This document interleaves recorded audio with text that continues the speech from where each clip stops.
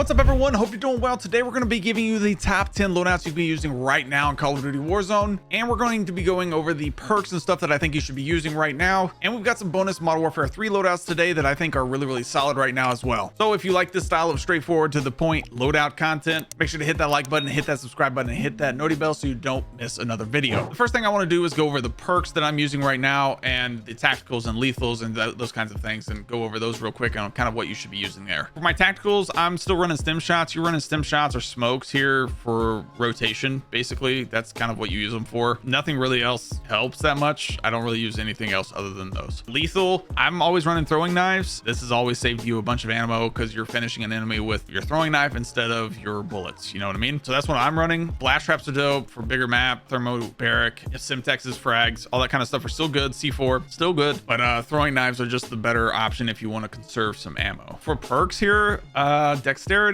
I think they're putting out an update to fix this, hopefully. So if you were a Mountaineer perk runner back in Warzone 3 or Modern Warfare 3's Warzone, that'll be definitely worth it, I think. But Survivor is what I'm running now. They did fix that. So Survivor is working properly, I think, now. Then I'm running either Sprinter or Quick Fix. I'm definitely running Quick Fix right now. That's kind of my main go-to. Quick Fix, you know, you need that regen after you finish off an enemy with your knife, get a health regen, or when you start putting in your plates, those kinds of things. Quick Fix is really helpful. Then I'm either running Resolute or probably Alertness, but Resolute has helped a ton in getting away from gunfights, even though it is tough. With all the hackers and stuff right now, it is tough, but that's kind of what I'm running. Overkill is kind of the wild card that I've been using. I use both primaries now that they got rid of a lot of visual recoil. I still think this should be a base perk. Like, this should be a base perk. You should be able to run both primaries all the time. So then Gunfighter, you'll have, you know, 8 attachments on your primary and then still be able to run a secondary, because people are just buying both primaries with both eight attachments each anyway right now. So to each their own there, but I'm running Overkill still. Overkill or Gunfighter. If you really need help with the recoil, those kinds of things, Gunfighter will be helpful. So those are kind of the perks and everything that I'm running right now, and I recommend. Let's get you these loadouts. For our first set of loadouts, we're going to be running the LR762 paired with the BP50 as an SMG. For this LR762, we're going to be rocking the long barrel, the precision handguard underbarrel, the quick draw grip, the target laser, and the overpressured rounds for more bullet velocity. So this two here in the firing range, it will one shot at about 50 meters, a little over 50, but the thing feels really solid on Rebirth Island for sure.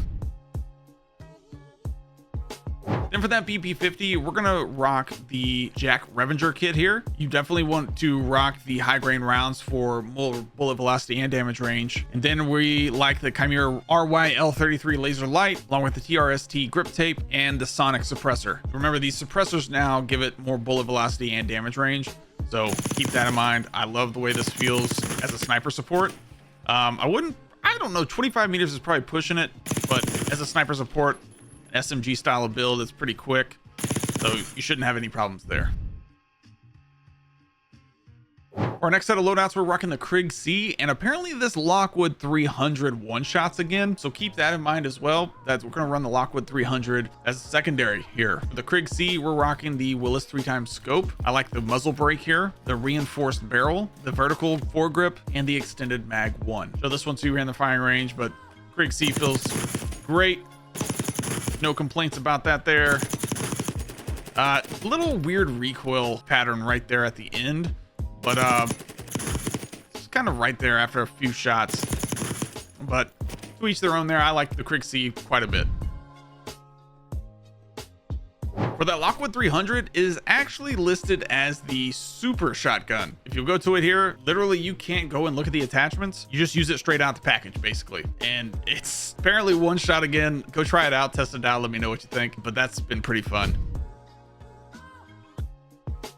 For this shotgun, this specific blueprint, you can't actually view the attachments on it, but if you go to the preview weapon option, you can view the attachments that are actually used. So if you want to build this without using this blueprint, you definitely can. We're running in the Extend D1.3 choke muzzle, the Matuzik 812 barrel, the Heist stock mod, the Buck Pro guard, and the Maelstrom dual trigger action, which fires both bullets at the same time. So keep that in mind as well. Build it out yourself. That way you can actually view the attachments and choose that. But with this specific build, or with this specific blueprint, it will not show you the attachments. This bugged, of course. For the next set of loadouts, we're rocking the AK74. For the AK74, we're rocking the Kepler Microflex. I like the compensator muzzle here, the gain twist barrel, vertical foregrip, and the extended mag 2. Yeah, I love this AK74. Feels phenomenal. Very fast TTK. Really accurate. Honestly, more accurate than the Crick C was, in my opinion. Then we have the SOG, but this is a singular build. I wouldn't use the Akimbos anymore. They pretty much nerfed those to the ground. We're rocking the compensator muzzle here, gain twist barrel, vertical foregrip, extended mag 2, and the overpressured rounds. This thing's a lot of fun to run. Very much up close, 10 meters and closer. I would be running this build really solid. For the next set of loadouts, we're rocking the MCW from Modern Warfare 3 and the C9. The MCW kind of feels pretty good right now. We're rocking the Jack Glassless Optic. I like the Quartermaster Suppressor here, the Cyclone Long Barrel, the 60 round drum, and the RB Regal Heavy Stock. Show this one to you in the firing range, give you guys a look at it. But man, TTK feels honestly really solid. You know, recoil is recoil when it comes to the MCW. Not very much at all, but the MCW feels pretty good. And for that C9, we're rocking the overpressured rounds here. I like the ergonomic grip, the extended mag 2, the vertical foregrip, and the compensator muzzle. Show this one to you in the firing range. But C9's been a lot of fun to run, man. What I wish they would add back is the growl. Growl would be so dope. I hope they add that back when they drop in for dance, 'cause that'd be dope. Next, we have the Model L paired with the Tanto 22. For this Model L, we're rocking the Willis 3x scope. I like the compensator muzzle here, the gain twist barrel, the vertical foregrip, and the extended mag 2. Show this one to you in the firing range. But the Model L has the best bullet velocity in the game when it comes to ARs. Honestly, sniper rifles too. But it feels absolutely phenomenal.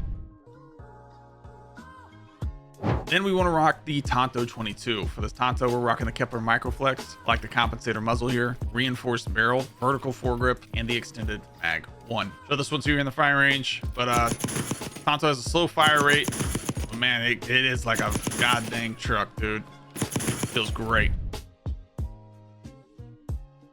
Next up, we have the GPR paired with the KSV. For the GPR, we're rocking the Jason Armory 2x scope. I like the ported compensator muzzle here, the gain twist barrel, the vertical foregrip, and the extended mag 2. Show this one to you in the firing range, but the GPR, I think, is the best TTK AR out there. The XM4 is probably the most accurate. This is probably the best TTK.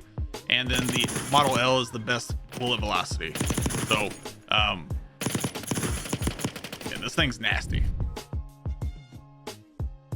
For that KSV, we're rocking the compensator muzzle, the long barrel here, the vertical foregrip, and the extended mag 2. And then we're pairing that with the recoil springs, which gives it a lot less recoil. Things kind of nutty. It feels really solid, especially in game. Love it. 11 bullets to take an enemy down. This is probably my favorite long range loadout. If you're running ranked, XM4 paired with a PP919 is probably going to be your go-to when it comes to actually beaming people. For the XMG, we're rocking the Antero red dot sight, the compensator muzzle, the gain twist barrel, vertical foregrip, and the buffer weight stock. Show this to you in the firing range, but yeah, this thing just does not move. See what we can do at 100 meters here. I mean, it is your best option for longer ranges. Then for the PP919, we're going to be rocking the ported compensator muzzle. I like the long barrel here, CQB grip, no stock, and the overpressured rounds. And remember, no stock does not hinder your recoil at all anymore. So running that no stock is an absolute monster of an idea. It's just, I mean, you got so many rounds of this thing. PP919 is by far the best SMG in the game, in my opinion, even over the Jackal. Speaking of, we have the XM4 paired with the Jackal. For this XM4, we're rocking the Willis 3x scope. I like the compensator muzzle here, the gain twist barrel, the extended mag 2, and the buffer weight stock. Like I said, the XM4 is the most accurate AR in the game. by far, definitely the most accurate. When it comes to AR, the XMG is the most accurate LMG. And then for that Jackal PDW, we're rocking the long barrel here. I like the vertical foregrip, extended mag 1, the CQB grip, and either the balanced stock or no stock. Completely up to you. This gives you a little bit more strafing speed though. Completely up to you though. The Jackal feels phenomenal as well. This with the